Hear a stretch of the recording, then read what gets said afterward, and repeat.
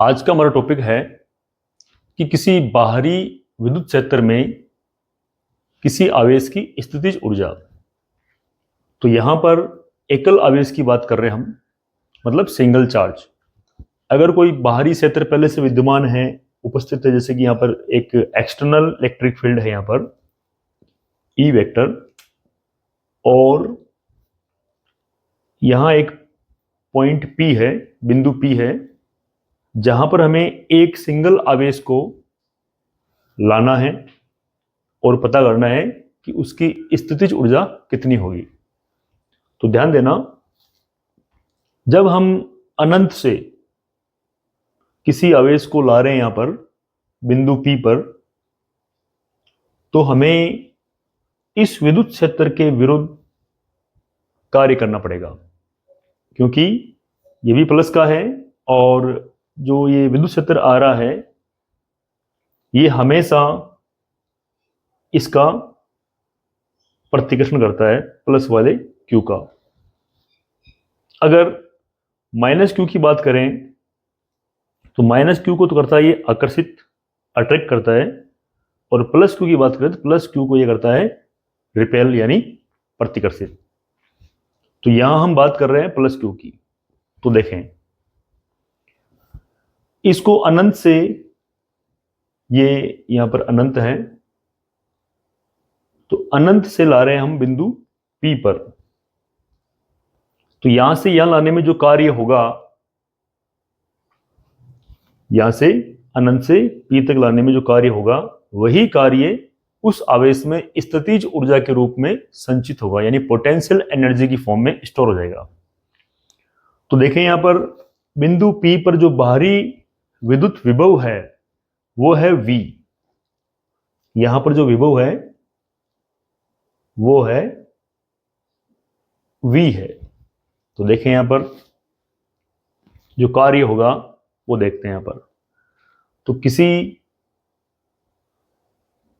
एकल आवेश, एकल का मतलब है सिंगल आवेश को अनंत से किसी बाहरी विद्युत क्षेत्र में, किसी बाह्य विद्युत क्षेत्र में लाने में, या बाहरी विद्युत क्षेत्र में स्थित किसी बिंदु P पर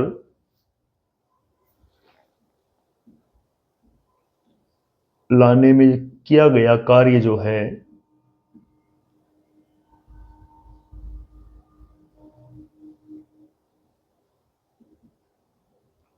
किया गया कार्य W जो होता है वो होता है V इंटू Q। क्योंकि हम जानते हैं कि V बराबर होता है W बटा Q।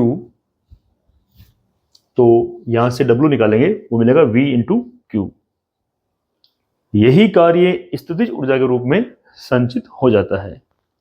तो देखो यहां पर यही कार्य आवेश Q में स्थितिज ऊर्जा के रूप में संचित हो जाएगा।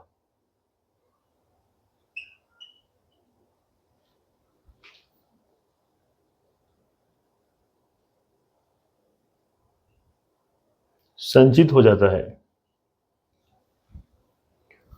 तो ये कार्य है W, इसको हम लिख सकते हैं U बराबर V Q।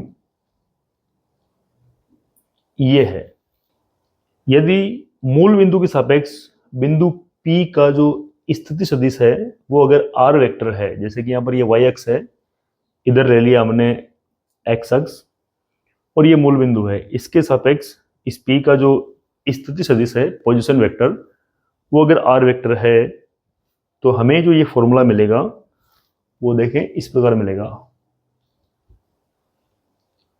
U बराबर VR गुणा Q। यहां पर भी R कर सकते हो आप। इसके रूप में ये जो बता रहा है यहाँ पर, ये बता रहा है स्थिति। तो अब देखें, ये समीकरण 2 है। आर यहाँ पर केवल बिंदु P की मूल बिंदु के सापेक्ष स्थिति बता रहा है।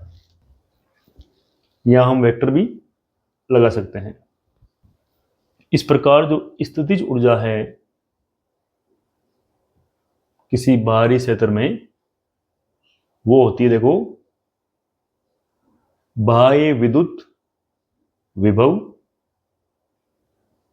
गुणा में जिस आवेश को हम ला रहे हैं वो आवेश। तो V हो गया विभव, Q हो गया आवेश।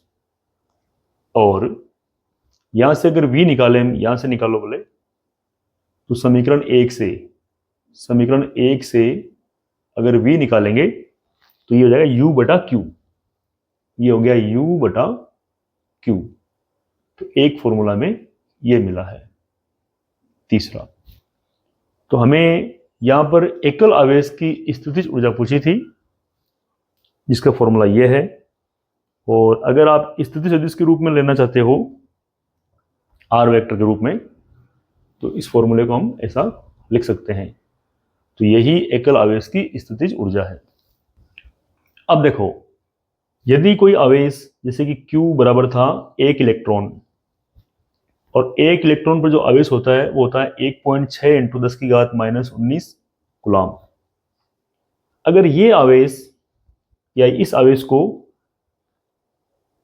1 वोल्ट विभवांतर, ये 1 वोल्ट है, 1 वोल्ट विभवांतर द्वारा त्वरित करते हैं, तो ये जो आवेश है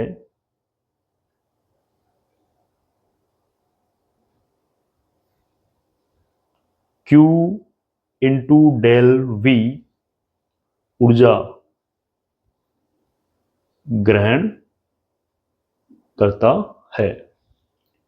अब ये ऊर्जा कितनी हो गई, तो देख लो, U बराबर, Q का मान कितना दिया हुआ है, 1.6 × 10⁻⁻19 कूलम इंटू विभवांतर कितना दिया हुआ, 1 वोल्ट, तो ये हो गया 1 वोल्ट। तो U बराबर 1.6 × 10⁻⁻19 कूलम इंटू वोल्ट होता है जूल।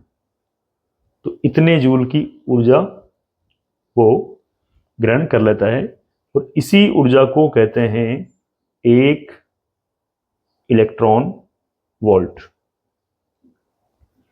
यही ऊर्जा जो है वो 1 इलेक्ट्रॉन वोल्ट है, या इसको हम 1 EV भी कह सकते हैं। तो ध्यान देना कि अगर किसी एक इलेक्ट्रॉन को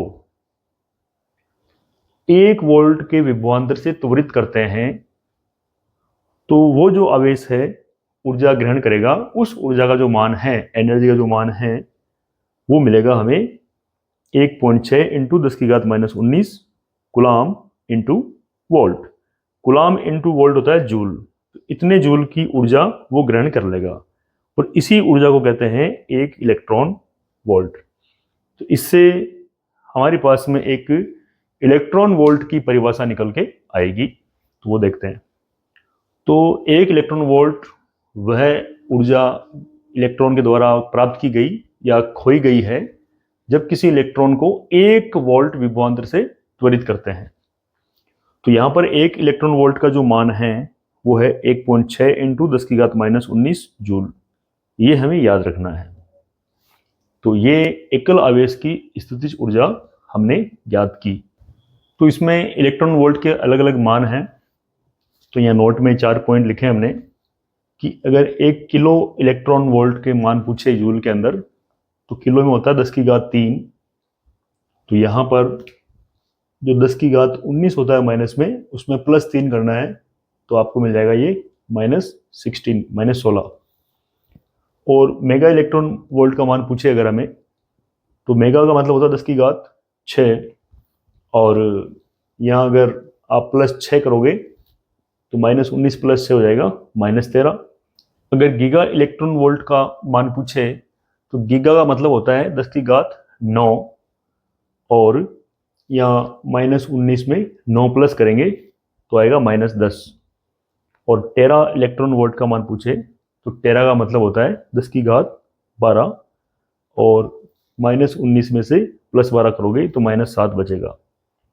ये कुछ बेसिक मान है जो ऑब्जेक्टिव में या खाली जगह में बोर्ड एग्जाम में पूछ सकते हैं, इन्हें ढंग से याद करना है।